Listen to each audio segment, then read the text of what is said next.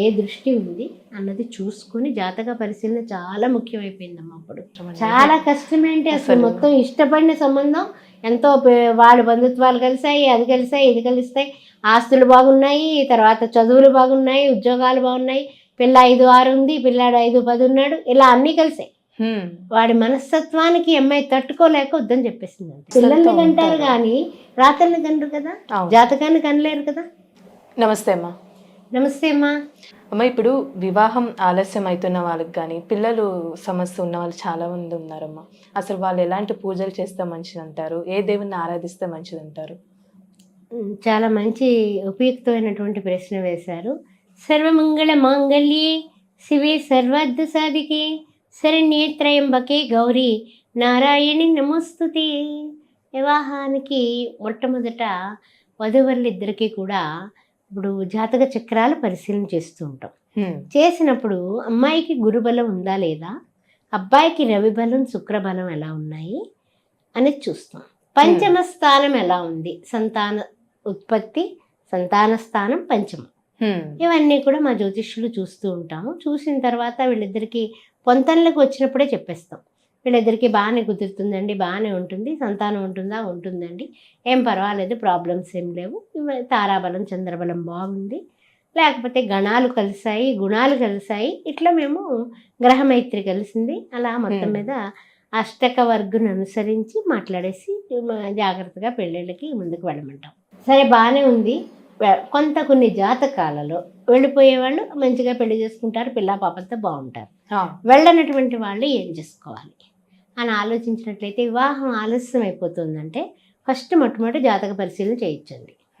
ఎందుకు కుదరడం లేదు, కారణం లేకుండా వాళ్ళు ఫోన్ చేస్తామని ఫోన్ ఎందుకు చేయాల, అది ఫస్ట్ డౌట్. రెండవ డౌట్ ఏంటంటే దగ్గరగా మాట ముచ్చట అన్నీ అయిపోతాయి, భోజనాలు కూడా చేసేస్తారు, చుట్టరికాల బంధుత్వాలు కలబోసుకుంటారు, అంతా బాగానే ఉంది, లాస్ట్ మినిట్లో వద్దనేసుకుంటారు. ఎవరో వచ్చి ఏదో మాట చెప్తారు, దాంతో క్యాన్సిల్. ఎంగేజ్మెంట్ ఎంగేజ్మెంట్ అయిపోయి పెళ్లి పీట్లు ముహూర్తాలు పెట్టుకున్న తర్వాత ఆగిపోయిన పెళ్లిళ్ళు ఉన్నాయమ్మా. ముహూర్తాలు పెట్టుకుని 4 రోజులు పెళ్లి ఉందంగా క్యాన్సిల్ చేసుకున్నారు. కారణం ఏమిటి? బట్టల షాపులో, అంటే నేను ఇది నిజంగా నిజాయితీగా చెప్తున్నాను, బట్టల షాపులో అది మగ పిల్లవాడు అమ్మాయికి బట్టలు కట్టాడు, పిల్లాడికి నచ్చలేదు, అయిపోయింది అంతే, క్యాన్సిల్. వాడు ముట్టుకుంటుంటే నువ్వు మాట్లాడలేదేంటి అన్నట్ట, అమ్మాయి అభిమానం దెబ్బతిని నాకు ఉద్ది సంబంధం అందంతే. అంతటి ఘోరాలు మనస్తత్వాలు జరుగుతున్నాయి. ఇది నిజంగా చెప్పాలంటే సోషల్ అవేర్నెస్ కింద లెక్క. ఇప్పుడు అక్కడ మగ ఆడని ఏం లేదు, బెల్ట్ పెడతారు, బెల్ట్కి చీర ఇలాగా దొప్పుకోమ్మని చెప్తారు, పోటేస్తారు, పెడతారు, నగలేస్తున్నారు. ఇప్పుడు వడ్డాణం దగ్గర నుంచి అన్ని నగలు పెట్టేస్తున్నారు, మనకు అందంగా చూపిస్తున్నారు. పెళ్ళి వారం రోజులు 10 రోజులు ఉండనుగా వీడు ఇలా అని, తర్వాత మీ వాళ్ళందరూ మీ కజిన్స్ తోటి వాళ్ళతోటి మాట్లాడకూడదు, అది ఇది పక్కన కూర్చోకూడదు, ఇట్లాంటి చాలా కష్టమేంటి అసలు మొత్తం ఇష్టపడిన సంబంధం ఎంతో వాళ్ళ బంధుత్వాలు కలిసాయి, అది కలిసాయి, ఇది కలిస్తాయి, ఆస్తులు బాగున్నాయి, తర్వాత చదువులు బాగున్నాయి, ఉద్యోగాలు బాగున్నాయి, పిల్ల 5-6 ఉంది, పిల్లాడు 5-10 ఉన్నాడు, ఇలా అన్నీ కలిసాయి. వాడి మనస్తత్వానికి అమ్మాయి తట్టుకోలేక వద్దని చెప్పేసింది అంతే. బట్టల షాప్ అనే కాదు, అతని మనస్తత్వం కూడా నన్ను క్రిటిసైజ్ చేస్తున్నాడు. అందువల్ల పిల్లలు ఆ మనస్తత్వం ఏంటి అనేది జాతకంలో తెలుస్తుంది. ఇతని ఇరిటేషన్ మనస్తత్వం, అనుమానమైనటువంటి రాహుకేతువులు ఎక్కడున్నారు, ఇతనికి వివాహానికి సరైనటువంటి సమయం వచ్చిందా లేదా అని ఇవన్నీ కూడా తెలుస్తాయమ్మా. ఏ శని దృష్టి ఏమన్నా ఉందా, పెళ్ళి అవుతుందా లేదా వీళ్ళిద్దరికి, ఇవన్నీ చూడాలి. చూస్తే తప్ప మనము పెళ్లి దాకా వెళ్ళడానికి ఏదో ఆటంకం వచ్చి ఆగిపోతే, పీటల దాకా వచ్చిన పెళ్లి ఆగిపోయింది. అలాంటి శుభలేఖలు ముద్రించిన తర్వాత అందరినీ పిలుచుకున్న తర్వాత క్యాన్సిల్ చేసుకున్నారు లాస్ట్ మినిట్లో. ఇది బాగా తెలిసిన వాళ్ళే వాళ్ళు, అందువల్ల వాళ్ళ వివరాలన్నీ తెలిసిన తర్వాత మళ్ళీ మన దగ్గరకు వచ్చి సంబంధం పెట్టండి అనేసి అన్నారనమాట. అలా పెళ్ళి అయిపోయింది, ఆ పిల్లకి యూఎస్లో ఉంది, హ్యాపీగా ఉంది. చెప్తున్నాను నేను, మన చేతులారా వాళ్ళకి ఇలా జరిగిన దాంట్లో కరిగిపోయాను అనమాట. కానీ ఒక ఆడపిల్ల కదా, ఎవరి బిడ్డన్నా బిడ్డే కదమ్మా. అలా మనకి ఏంటంటే మనము యాజ్ ఏ హ్యూమన్ బీయింగ్గా వివాహానికి సంబంధించి జాతక పరంగా వాళ్ళల్లో ఏమైనా లోపాలున్నా లేకపోతే ఏమైనా దోషాలున్నా పరిహారాలు చేసి పెళ్లి చేస్తాం. కుంభ వివాహం, కదలి వివాహం, అదేవిధంగా ఇంకా రకరకాలైనటువంటి వాళ్ళకి తెలియకుండానే కుజుడు అష్టమంలో ఉంటాడు. తిరుపతి నుంచి ఎవరో ఒక ఆవిడ పంపించారు నా దగ్గరికి, వాడు బియ్యంకోండి, పెద్ద CEO ఒక టీవీ ఛానల్లో. అది అయితే ఏంటంటే ఆ ఛానల్లో CEO గారు వచ్చారు. ఏంటంటే మా వివరాలు చెప్పారండి, ఆ పిల్లకి కుంభ వివాహం చేయించి ఆ తర్వాత ఈ సంబంధం మేము చేసుకుంటామన్నారండి.